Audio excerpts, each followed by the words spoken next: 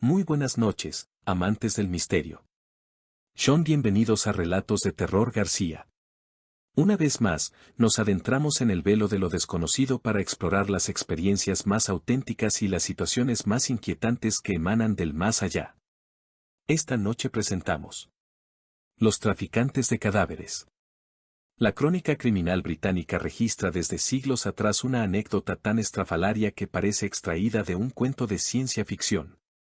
Sin embargo, se trató de hechos reales, los antiguos y sórdidos crímenes consumados por Burke y Yare, dos profanadores de cadáveres que llegaron al colmo de asesinar para así aprovechar los cuerpos de sus desgraciadas víctimas, cuyas partes trozaban y vendían en forma clandestina a entidades médicas. Se ha dicho que estos pérfidos ultimadores configuraron un ominoso antecedente de Jack el Destripador, y que si hubiesen emprendido sus fechorías en el Londres de la reina Victoria habrían superado en celebridad al mutilador victoriano. Algunos hechos conspiraron para que dichos delincuentes no alcanzaran más funesta notoriedad de la que gozaron. Sobre todo, les restó perdurable renombre su origen, ya que eran norirlandeses y no británicos. Además, no perpetraron sus desmanes en suelo de Inglaterra sino en Edimburgo, Escocia. Y, por último, a diferencia de las matanzas del Dipe, los asesinatos cometidos por estos individuos no denotaban ostensible intención de escandalizar, no se descubrían cadáveres destripados yaciendo sobre las aceras, sino que en vez de desembarazarse de los cadáveres de sus víctimas los vendían a la Facultad de Medicina de la Universidad de Edimburgo, donde un tercer personaje, el Dr. Robert Knox, adquiría codiciosamente, para utilizarlos en sus clases de anatomía, esos curiosos cuerpos sin vida que cada día parecían más frescos. William Burke y su homónimo William Hare eran dos jóvenes que habían arribado, cada uno por su lado, a la ciudad escocesa de Edimburgo procedentes de Ulster, Irlanda, en el año 1818. Ambos hombres trabajaron como obreros en el muelle que años más tarde sería denominado Canal de la Unión. Burke conocería en una taberna a su futuro socio y a la esposa de este, Margaret Logg, en el correr de 1827, y a partir de ese encuentro el matrimonio lo invitó a quedarse a vivir en la casa de huéspedes que por aquel entonces regentaba la mujer, la Log Lodging, de ulterior lúgubre fama. La cónyuge de Burke, una chica de nombre Helen McDougall, se hizo buena amiga de los Hare y, posteriormente, pasaría a integrar la banda de rufianes. La inicial presa humana cobrada por el letal binomio la habría constituido un viejo soldado de apellido Donald o Desmond, según otras versiones. Empero, no hay absoluta certeza de que aquel individuo deviniese ultimado por la pareja de delincuentes para sacar rédito de sus restos mortales, y enfrentados a su proceso penal los acusados negaron rotundamente haber provocado ese deceso en concreto, alegando que Donald Desmond expiró como producto de la grave hidropesía que desde mucho antes lo aquejaba, y que descubrieron su cuerpo exánime yaciendo sobre el lecho de la habitación que el inquilino rentaba en la pensión propiedad de Mrs. Logg. Pretendieron que recién entonces fue que forjaron en su mente el proyecto de apropiarse del cadáver con la finalidad de comercializarlo. Al parecer, el occiso venía muy atrasado en el abono de los alquileres de la pieza que ocupaba. La convicción de que ese débito jamás sería saldado a su sola indignación de sus arrendadores, a quienes no se les ocurrió mejor manera de resarcirse que trasladar al finado hasta el depósito de cadáveres local a fin de ofrecerlo en venta a su conocido el profesor Knox, connotado anatomista que impartía sus consultas en el número 10 de Surgeon Square. En la morgue fueron atendidos por los ayudantes del experto, los cuales les indicaron que la transacción no podía concretarse allí sino que debían acudir al consultorio clínico del galeno acarreando al tieso organismo del anciano durante horas de la noche. El inicial pago embolsado por los traficantes se elevó a la suma de 7 libras esterlinas y 10 chelines, cantidad nada despreciable teniendo en cuenta la época. Este dinero percibido con tanta facilidad les estimuló la ambición, y a partir de aquel momento no vacilaron en transformar en cadáveres a personas vivas para así volver a obtener una y otra vez su recompensa monetaria. Se rumoreó que por lo menos 16 infelices perecieron a raíz de la fría eficacia desplegada por los sanguinarios socios, aunque sus condenas les recaerían por una cifra inferior de muertes. Al parecer no se decidieron enseguida a ingresar a la fase de ejecución de seres humanos sino que desenterraban cadáveres recientemente sepultados en el cementerio de la ciudad y los ofrecían a modo de material de examen clínico, Empero, el deplorable estado de esos cuerpos determinó que les pagaran montos ínfimos a cambio de su entrega o que, lisa y llanamente, los mismos fueran rechazados por el consultorio médico. Para colmo, no era nada fácil hacerse de tales fiambres, pues había mucha custodia en los cementerios escoceses por aquellos tiempos cuando la práctica de robar en esos lugares santos se hallaba en auge. Los traficantes llegaron a la conclusión de que correr tantos riesgos y fatigas por cosechar tan magros frutos carecía de sentido, y que solo les quedaba una forma de tornar rentable su funesta actividad, el homicidio. En cuanto refiere a los asesinatos inequívocamente acreditados, en la ulterior causa judicial se supo que el primigenio crimen, de acuerdo confesaron los responsables tras ser interrogados por sus captores, devino el inferido contra un humilde molinero de nombre Joseph, habitual huésped de la finca de inquilinato de Mrs. Are. Aquel hombre se vio invadido por una intensa fiebre que lo condujo al delirio, y a la cual puso término abruptamente William Burke asfixiándolo con una sábana. La maniobra de estrangulación practicada por este ultimador pasaría a la historia forense con el calificativo del método Burke. A Joseph le acompañaría en fatídico destino un inglés oriundo de Cheshire que también tuvo la desgraciada idea de enfermarse en el interior del tenebroso hospedaje. Are hizo llamar al doctor Burke, quien presto asistió a la habitación del debilitado convaleciente y le aplicó el mismo riguroso mecanismo de sofocación. Los cadáveres eran transportados raudamente hasta el consultorio del cirujano donde los criminales recibían con regularidad la correspondiente retribución financiera a cambio de sus entregas de cuerpos frescos.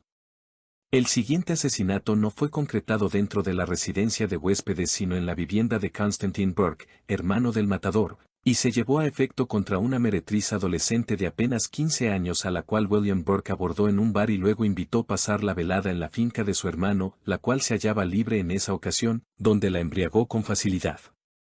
Tras ello, y capitalizando la somnolencia que embargó a la muchacha como producto de la borrachera, procedió a asfixiarla igual que hiciera con los precedentes difuntos.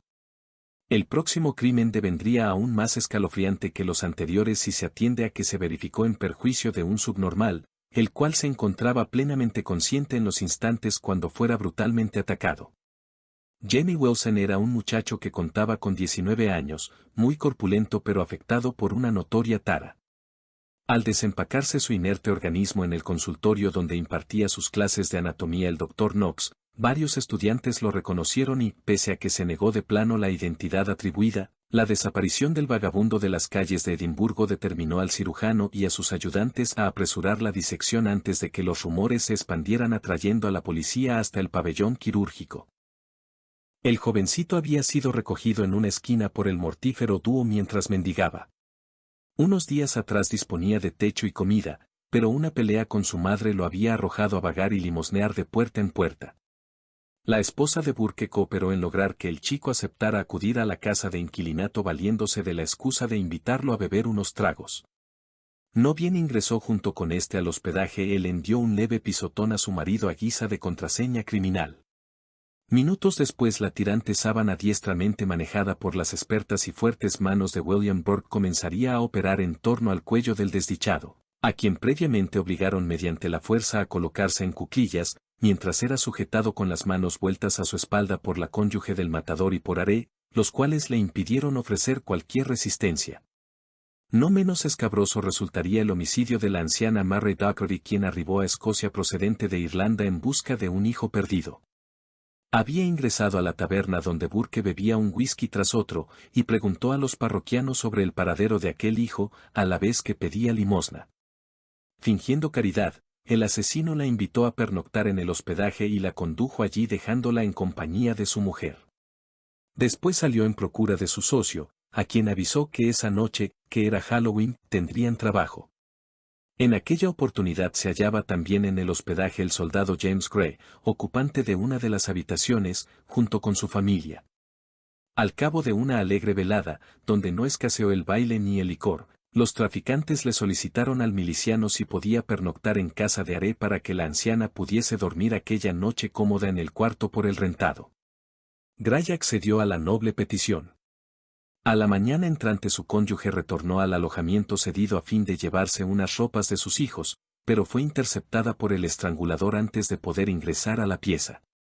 La señora intuyó que algo andaba mal, pues la actitud del hombre le resultó visiblemente sospechosa, puesto que con torpes excusas aquel le impidió penetrar a la habitación aduciendo que la pobre viejecita aún dormía y no era bueno despertarla.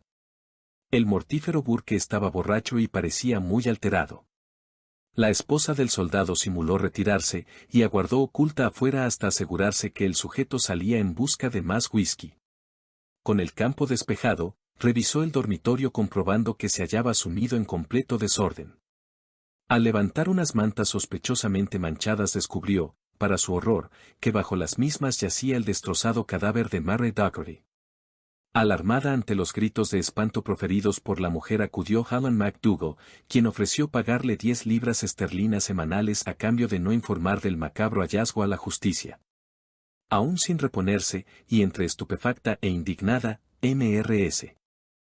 Gray le espetó: Dios prohíbe que los muertos nos reporten dinero, y tras esa declaración salió a todo escape rumbo a la estación de policía.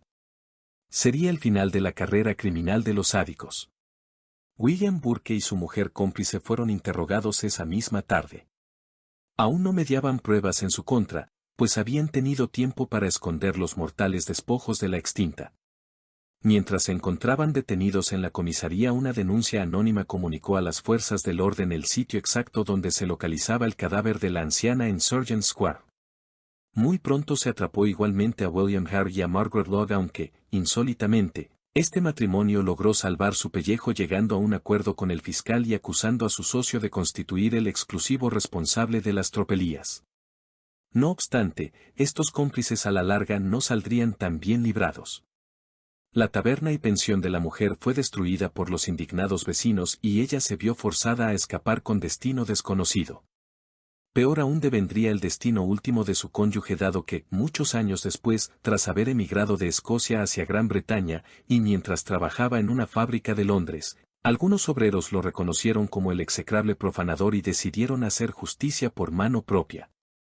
Lo cargaron en vilo y lo lanzaron dentro de un contenedor repleto de cal viva, agresión que le provocó quemaduras tan severas que de resultas de ellas perdería la vista. Concluyó sus días ciego, y varios testigos lo reconocieron deambulando por las aceras de Edimburgo convertido en pordiosero. Murió en 1860. El proceso judicial tuvo su apertura el 24 de diciembre de 1828 y al cabo a Helen McDougall, la esposa de Burke, se le impuso pena de muerte. Apeló y le conmutaron la condena, logrando salir libre tiempo más adelante bajo una nueva identidad para evitar la venganza pública. En cuanto atañe al ejecutor William Burke, terminó resultando el gran perdedor dentro del equipo de criminales, pues se lo condenó a expiar sus culpas pereciendo en el patíbulo. En la tarde del 28 de enero de 1829 fue ajusticiado en la más importante plaza pública de Edimburgo frente a una excitada muchedumbre, y, en cumplimiento de una draconiana sentencia acorde con la época, su cuerpo resultó diseccionado de forma semejante a como él tantas veces lo hiciera con sus víctimas, pasando, de tal suerte, a servir forzosamente a la ciencia. En cuanto atañe al restante participante de este drama, el cirujano Robert Knox, nadie le creyó en sus protestas de desconocer la verdadera procedencia de los cadáveres y de haberlos comprado en beneficio del progreso de la medicina. Aun cuando consiguió eludir la aplicación de cargos penales, quedó sumamente desprestigiado. Una colérica multitud atacó a pedradas su residencia, y la policía lo salvó por poco del linchamiento. Meses más tarde se vio obligado a huir deshonrado de la ciudad, y pasó a ejercer su profesión oscuramente en la localidad de Hackney, donde falleció en el correr del año 1862. Si el terror te invadió, regálanos un me gusta y comparte tus impresiones en los comentarios. Gracias por formar parte de nuestra comunidad. Hasta la próxima, estimados espectadores. Prepárense para más. Encuéntranos en todas nuestras redes sociales para no perderte nada.